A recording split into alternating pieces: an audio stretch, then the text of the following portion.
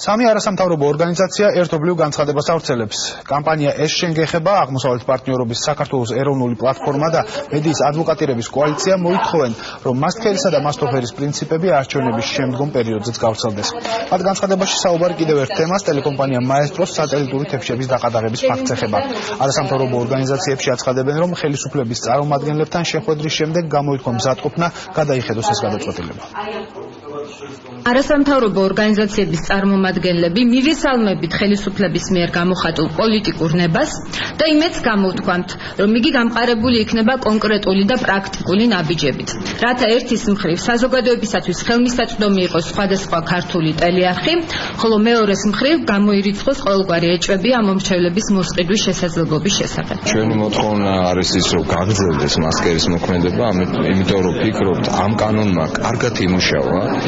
კარგი არის, რომ ეს კანონი არის მიღებული, ამიტომ ვფიქრობ, ეს სიკეთე მნიშვნელოვანია მოქალაქეებისათვის და ჩვენ მზად ვართ, რომ შევხვდეთ პარლამენტის ხელმძღვანელობას, ისევე როგორც ადრე შევხვდით და დავიწყოთ საუბარი ამ კანონის გაგრძელებასთან დაკავშირებით.